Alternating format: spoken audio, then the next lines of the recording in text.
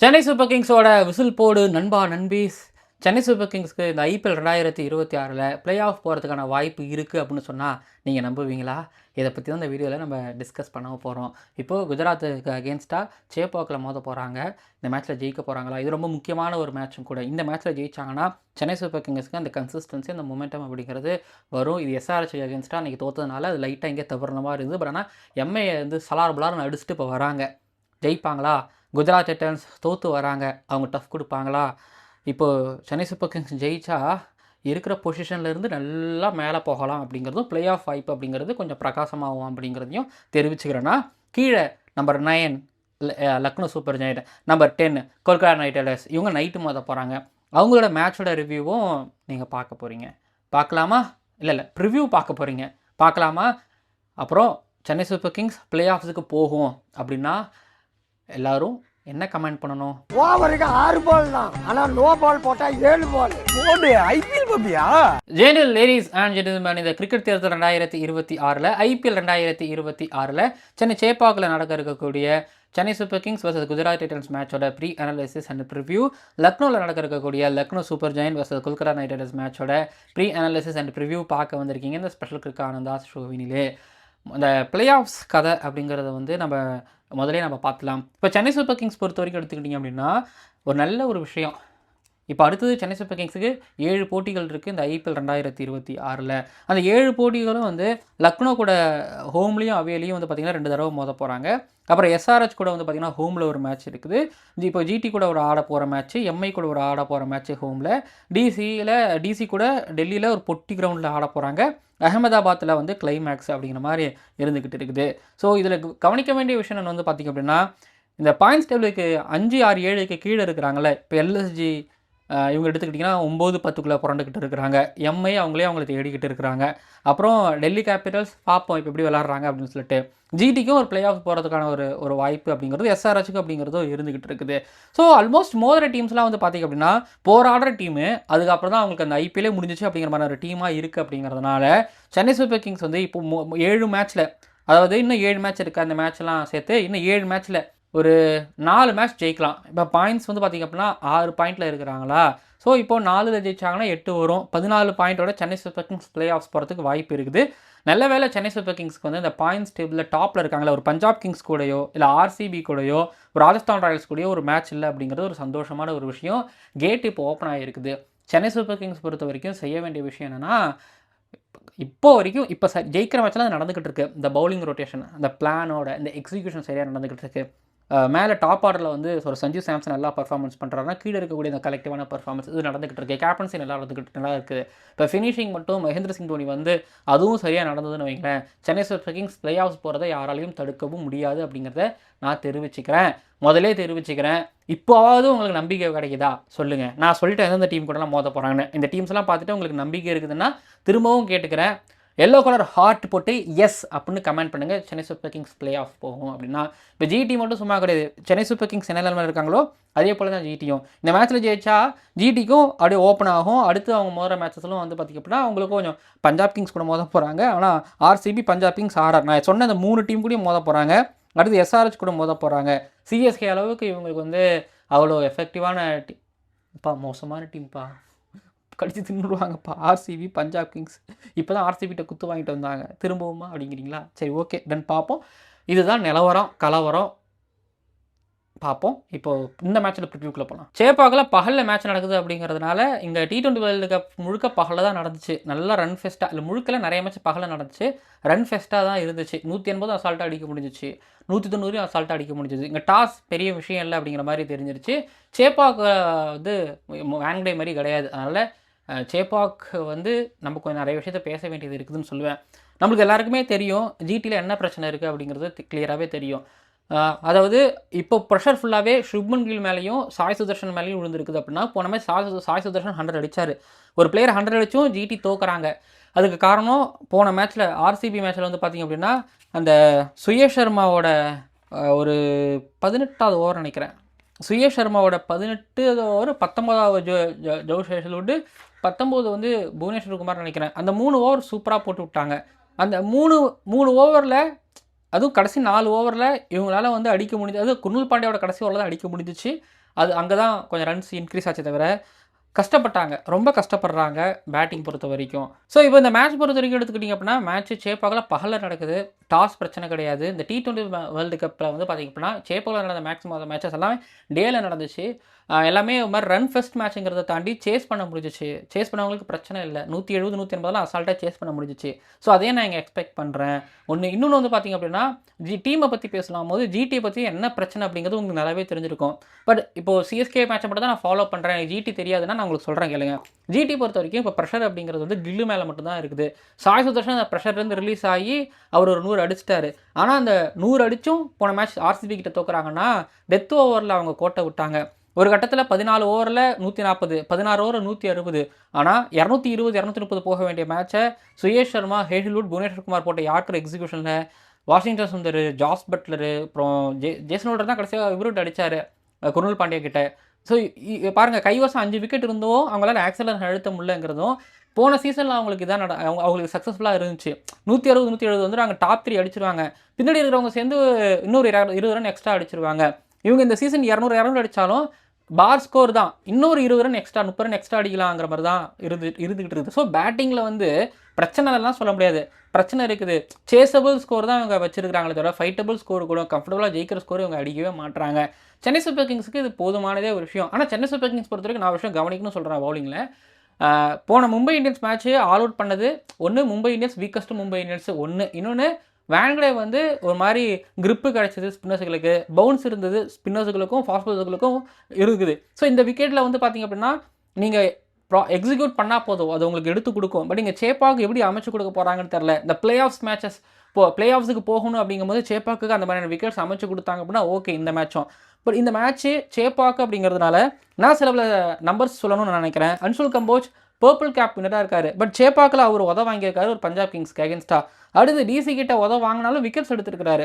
அப்புறம் அது ஒரு விஷயம், ஏன்னா பர்பிள் கேப்பாக இருக்கிறாரு. Kamboj new ball okay, but Mukesh Choudhary new ball Chepauk அப்படிங்கிறது எனக்கும் கொஞ்சம் ஒரு மாதிரி டவுட்டாக தான் இருக்குது. நான் வரேன் முகேஷ் சௌத்ரி விஷயத்தை பற்றி நான் பேசுகிறேன். நூர் அகமது பஞ்சாப் கிங்ஸ்டையும் டிசிக்கிட்டையும் வாங்கினாரு, பட் கேகேட்ட நல்லா போட்டார். அகில் ஹுசைன் வந்ததுக்கப்புறம் நூர் அகமதும் கேகேட்ட நல்லா தான் போட்டிருக்காரு. டிசிக்கிட்ட அகில் கொஞ்சம் வாங்கினாரு. ஜேமி ஓட்டன் டிசிக்கிட்ட நல்லா போட்டு கேகேட்ட வாங்கினாரு. பட் போன எம்ஐ மேட்ச்சில் எடுத்துக்கிட்டா இவங்க எல்லாரும் நல்லா போட்டாங்க. முகேஷ் சௌத்ரி நல்லா போட்டார். சரி, இப்போது முகேஷ் சௌத்ரி நியூ பாலில் நல்ல ரிதம் கிடைச்சாதான், இன்கேஸ் முகேஷ் சௌத்ரி ஸ்விங்கெலாம் மூமெண்ட் எதுவும் கிடைக்கல அப்படின்னா 4 ஓவர் ஃப்ரீ ஓவராக தீபக் சஹர் மாதிரி ஆகிட்டார் அப்படின்னா கில்லும் சரி, இன்னொரு பக்கம் வந்து பார்த்தீங்கன்னா சாய் சுதர்ஷனும் சரி, ஜாஸ் பட்லரும் சரி தின்னுருவாங்க.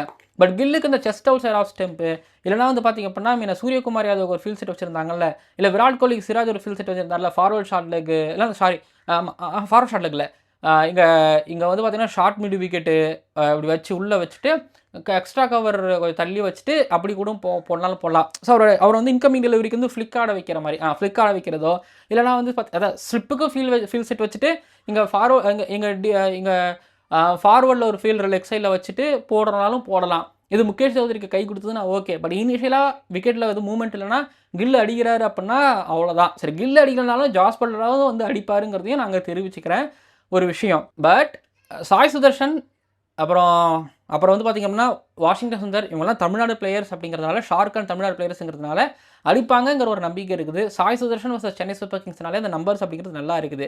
சாய்க்கு போன மேட்ச்சில் பட ஆரம்பிச்சிருக்கு, தப்பெல்லாம் திருத்திக்கிட்டு அவர் ஒரு மாதிரி கேமை மாற்றிக்கிட்டு வந்திருக்கிறாரு.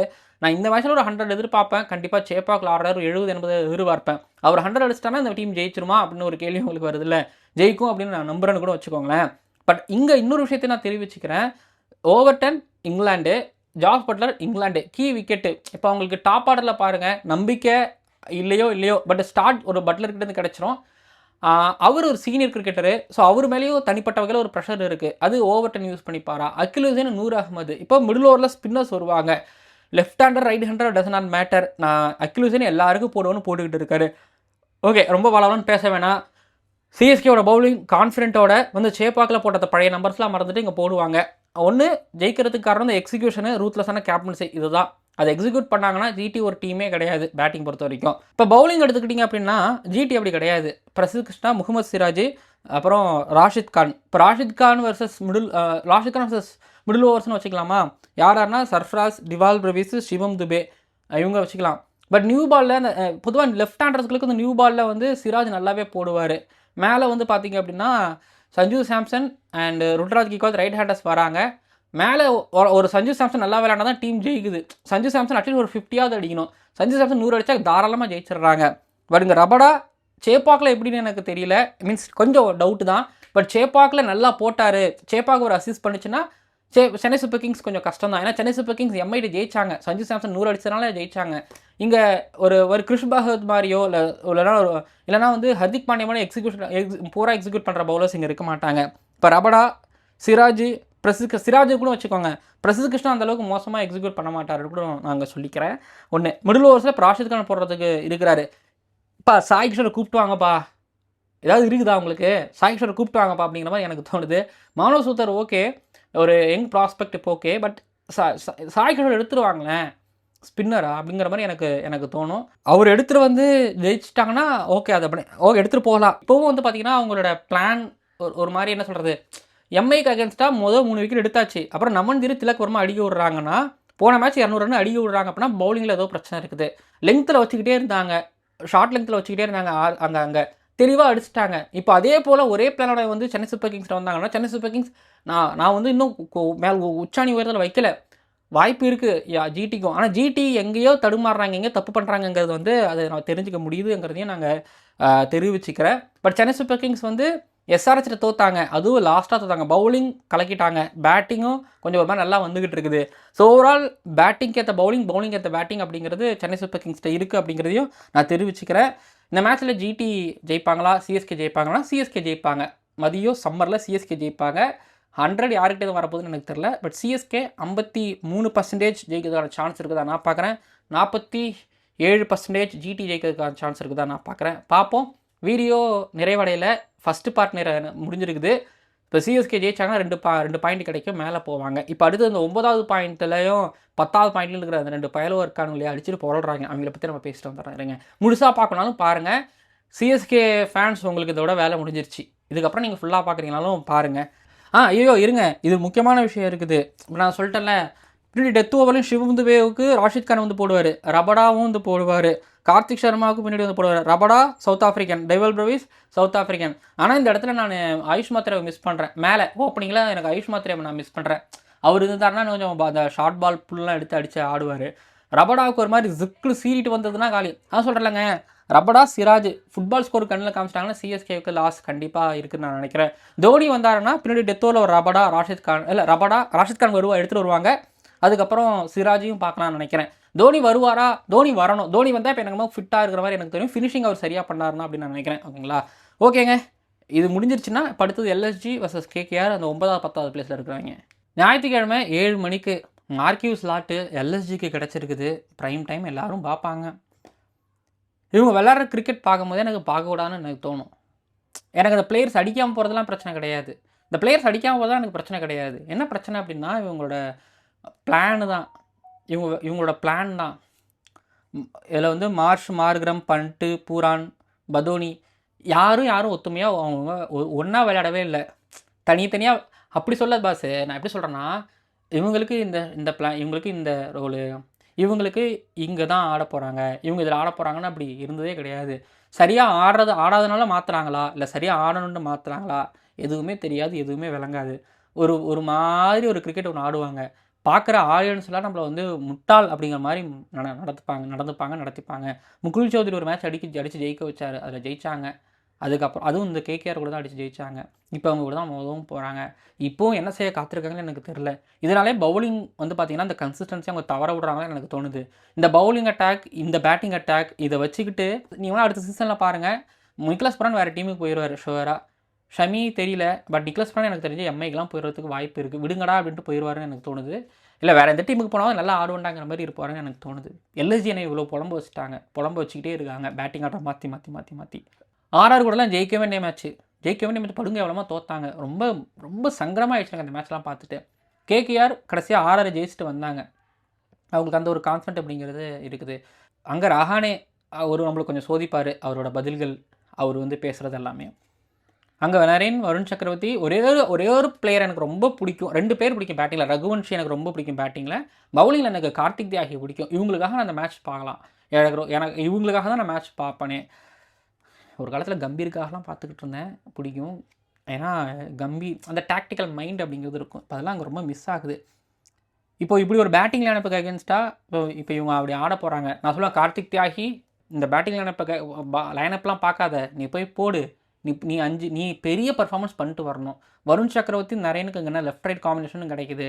மனசளவில் கொஞ்சம் தடுமாறி இருக்கக்கூடிய பேட்டர்ஸ்களும் இங்கே இருக்கிறாங்க. அப்படிங்கும்போது இங்கே நீங்கள் போட்டு பார்க்கலாம், ஆடி பார்க்கலாம், ஜெயிச்சு பார்க்கலாம் அப்படிங்கிற மாதிரி நான் சொல்லுவேன்.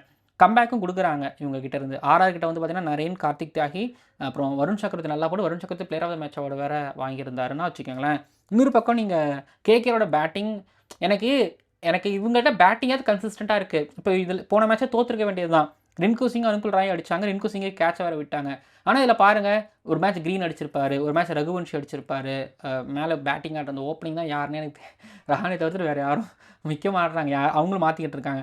ஆனால் யார்ட்டையாவது ஏதாவது ஒரு பர்ஃபார்மன்ஸ் அப்படிங்கிறது வரதுங்கிறத நீங்கள் பார்க்க முடியுது. ஆனால் அங்கே அப்படி கிடையாது. யார்கிட்டையும் பர்ஃபார்மன்ஸ் அப்படிங்கிறது வரமாட்டேங்குது. ஸோ எனக்கு இங்கே ஒரு மாதிரி இந்த பர்ஃபார்மன்ஸ்லாம் கலெக்டிவாக வந்துருச்சு அப்படின்னா, புரியுதுங்களா, இவங்ககிட்டேருந்து ஒரு ரன் வந்து இந்த பவுலர்ஸ் டிஃபெண்ட் பண்ணுவாங்கன்னு கூட வச்சுக்கோங்க. ஆனால் நீங்கள் அங்கே எல்எஸ்ஜி கிட்ட நீங்கள் என்ன சொல்லுவீங்க? சரி, ஓகே, இன்னைய டே எல்எஸ்ஜி அவங்களுக்கு மாட்டுது அப்படின்னா நிக்லஸ் புரான் இல்லைங்க, அவங்களுக்கு அந்த கை கால் வருமானே எனக்கு டவுட்டாகவே இருக்குதுங்க. அதாங்க எனக்கு தோணுது. சரி, ஓகே, இந்த மேட்ச்சில் கேகேஆர் அதிகமாக ஜெயிக்கிறதுக்கு வாய்ப்பு இருக்குது. 52% கேகேஆர் ஜெயிக்கிறதுக்கு வாய்ப்பு இருக்குது. எல்எஸ்ஜி கீழே பாயிண்ட்ஸ் டேபிள் கீழே போவாங்க அப்படின்னு நினைக்கிறேன். நீங்கள் பாருங்கள், பார்த்துட்டு சொல்லுங்கள்.